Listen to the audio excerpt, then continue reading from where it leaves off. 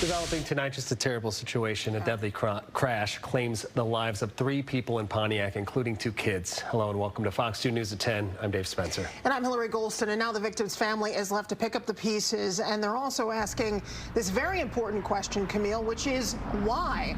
I know you've been working this story. It's just such a sad one.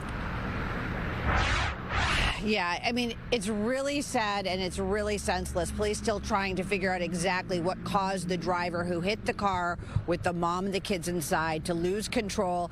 Everyone we've talked to out here said he was speeding. There's no skid marks. So a lot to figure out, but still, at the end of the day, a horrible, horrible tragedy. At a busy intersection in Pontiac, balloons and stuffed animals. It's here at Jocelyn and Montcalm where a mother and her 2 sons, ages 6 and 4, were killed in a car accident Friday night. There was a lot of people, a lot of us trying to check pulses and help these kids, but there was just no saving them. They've lived in District 1 for years. It's just, I'm speechless. I have no words to describe the pain and the agony that the family is going through. Investigators say a 21-year-old driver was going through the intersection when he lost control of the car and slammed into a pole before crashing into 37-year-old Daniqua Reed's car. By the time we got to the car, all you heard was one little girl saying, "Where's my mommy?" And after that, it was just silence. And then we pulled her out of the car and we tried to get her out before she's seen everybody else and they're deceased. That little girl, just 9 years old, was rushed to an area hospital in critical condition.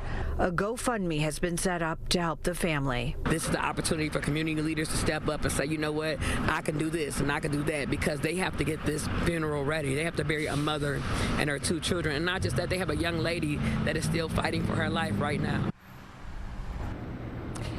And that little girl, if she survives, will have a long road of recovery ahead of her, not just physically, but also emotionally, losing her mom and her 2 little brothers. If you would like to donate to the GoFundMe, we've put a link on our website, fox2detroit.com. Live in Pontiac, Camille and Mary, Fox 2 News. Yeah, Camille, I know it's really early on in this investigation, but oftentimes there is some kind of crash reconstruction with the evidence that's presented there to get to the bottom of what's happening. I wonder if investigators are commenting on that as this family deals with just terrible loss. Right. Well, you know, obviously they're going to work to determine if the driver who was at fault, who hit the mom and the kids in their car, was under the influence of drugs or alcohol or any type of medical condition, obviously trying to work that out.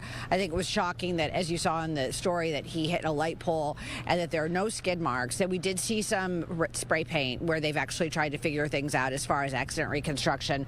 But so far, no exact basically, you know, agreement, I mean, as to how this happened. So that's what's going on out here. Yeah, while that investigation continues, and obviously our thoughts and prayers are with the family and friends having now to bury several people and a person also fighting for their life. So thank you so much, Camille and Mary, live for us tonight.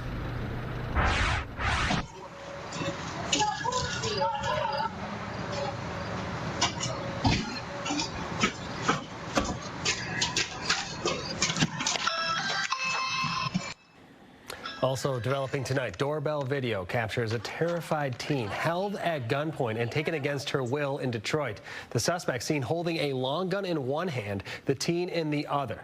Now those allegedly responsible are facing some serious charges.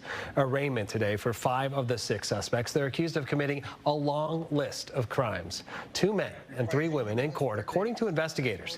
They kidnapped a 16-year-old girl from a McDonald's, took her to a house, and demanded information about some missing money.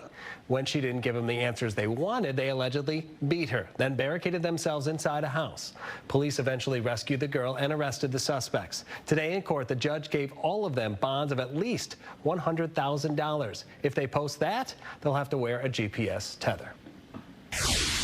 And Hamtramck police are trying to get to the bottom of a deadly shooting. This happened yesterday afternoon near Kniff and 75. 2 people found shot to death. Investigators say no suspects have been arrested, but there is no threat to the public.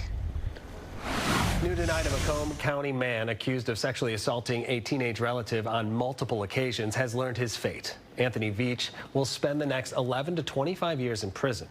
Veach is charged with criminal sexual conduct after assaulting a family member when they were just 14 and 15 years old back in 2016.